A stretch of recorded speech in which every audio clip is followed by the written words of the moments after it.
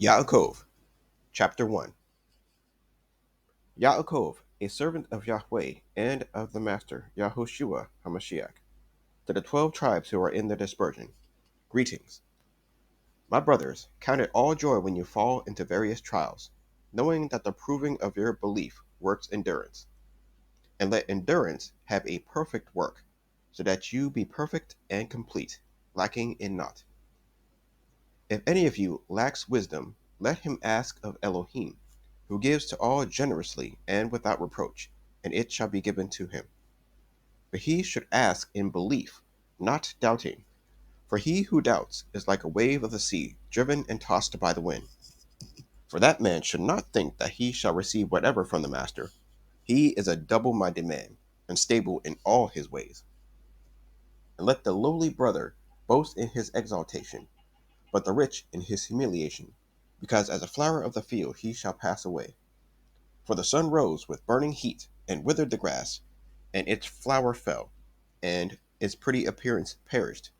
So also the rich man shall fade away in his ways. Baruch is the man who endures trial, for when he has been proved, he shall receive the crown of Chai, which the Master has promised to those who love him. Let no one say when he is enticed, I am enticed by Elohim. For Elohim is not temptable by evil, and he entices no one. But each one is enticed when he is drawn away by his own desires and trapped. Then, when desire has conceived, it gives birth to sin, and sin, when it has been accomplished, brings forth death. Do not go astray, my beloved brothers. Every good gift and perfect gift is from above, coming down from the Father of lights, with whom there is no change, nor shadow of turning.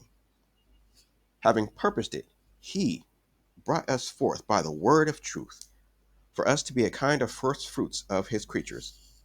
So then, my beloved brothers, let every man be swift to hear, slow to speak, slow to wrath. For the wrath of man does not work righteousness of Elohim.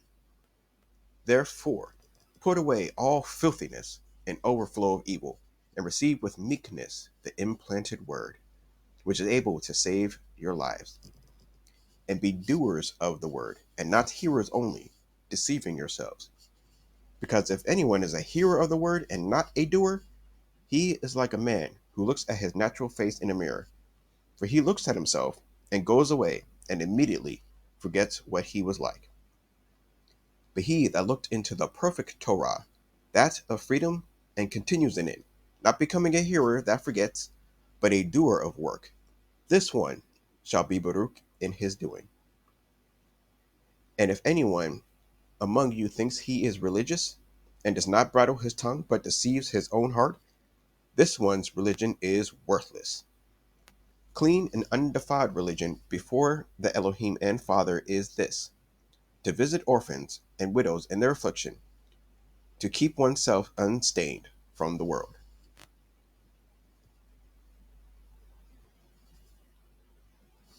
Chapter 2.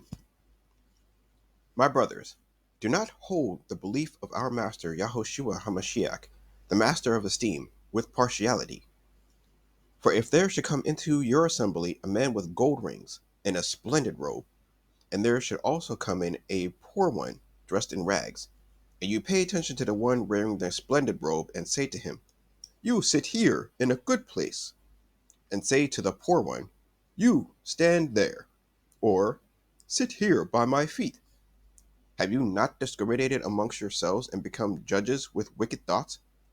Listen, my beloved brothers. Has Elohim not chosen the poor of this world, rich in belief and heirs of the reign which he promised to those who love him? But you have shown disrespect towards the poor man. Do not the rich oppress you and drag you into the court? Do they not blaspheme that good name by which you were called?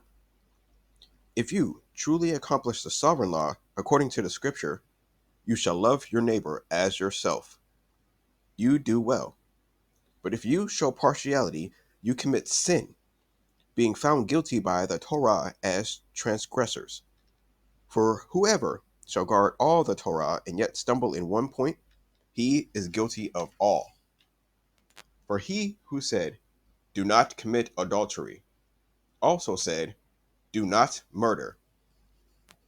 Now, if you do not commit adultery, but you do murder, you have become a transgressor of Torah. So speak and so do as those who are to be judged by a Torah of freedom. For the judgment is without compassion to the one who has shown no compassion, and compassion boasts over judgment. My brothers, what use is it for anyone to say he has belief but does not have works? This belief is unable to save him. And if a brother or sister is naked and in need of daily food, but one of you says to them, "Go in peace and be warmed and be filled," but you do not give them the bodily needs, what use is it? So also belief, if it does not have works, is in itself dead. But someone might say, "You have belief, and I have works. Show me your belief without your works, and I shall show you my belief by my works." You believe that Elohim is one. You do well. The demons also believe and shudder. But do you want to know, O foolish man, that the belief without the works is dead? Was not Abraham, our father, declared right by works when he offered Yitzchak, his son, on the altar? Do you see that the belief was working with his works, and by the works the belief was perfected? And the scripture was filled, which says, "Abraham believed Elohim, and it was reckoned to him for righteousness, and he was called Elohim's friend." You see, then, that a man is declared right by works, and not by belief alone. In the same way, was not Rahab the whore also declared right by works when she received the messengers and sent them out another way? For as the body without the spirit is dead, so also the belief is dead without the works.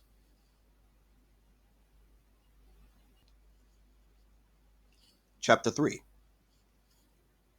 Not many of you should become teachers, my brothers, knowing that we shall receive greater judgment. For we all stumble in much. If anyone does not stumble in word, he is a perfect man, able also to bridle the entire body. Look, we put bits in the mouths of horses, for them to obey us, and we turn their body. Look at the ships too. Although they are so big and are driven by strong winds, they are turned by a very small rudder wherever the pilot intends. So too, the tongue is a little member, yet boasts greatly. See how a little fire kindles a great forest. And the tongue is a fire, the world of unrighteousness. Like a forest among our members, the tongue is placed, the one defiling the entire body and lighting on fire the course of generations, rolling from the beginning and in the end is lit on fire itself. For every kind of beast and bird, of reptile and creature of the sea, is tamed and has been tamed by mankind. But no man is able to tame the tongue. It is unruly, evil, filled with deadly poison. With it we barak our Elohim and Father, and with it we curse men, who have been made in the likeness of Elohim. Out of the same mouth proceed barakah and cursing. My brothers, this should not be so. Does the fountain send forth the sweet and the bitter from the same opening? My brothers, is a fig tree able to bear olives, or a grapevine figs? So neither is a fountain to make salt and sweet water. Who is wise and understanding among you? Let him show by his good behavior his works in meekness of wisdom. But if you have bitter jealousy and self-seeking in your hearts, do not boast against and lie against the truth. This is not the wisdom coming down from above, but it is earthly, unspiritual, demonic. For where jealousy and self-seeking are, there is confusion and every foul deed.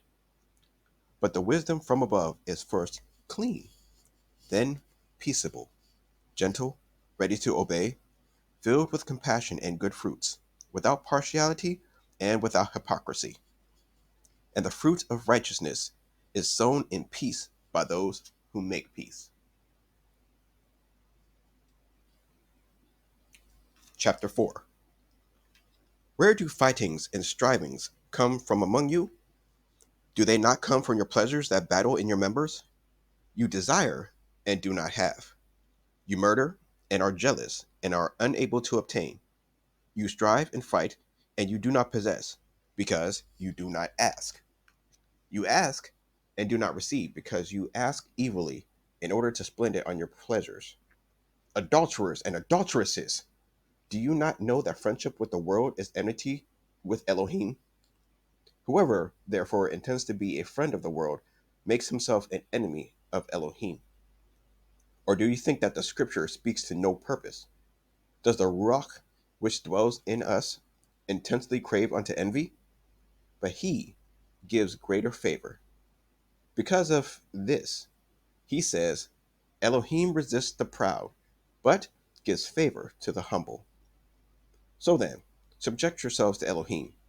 Resist the devil, and he shall flee from you. Draw near to Elohim, and he shall draw near to you. Cleanse hands, sinners, and cleanse hearts, you double-minded. Lament, and mourn, and weep. Let your laughter be turned to mourning, and your joy to sadness. Humble yourselves in the sight of the Master, and he shall lift you up. Brothers, do not speak against one another. He that speaks against a brother and judges his brother speaks against Torah and judges Torah. And if you judge Torah, you are not a doer of Torah, but a judge. There is one lawgiver and judge, who is able to save and to destroy. Who are you to judge another?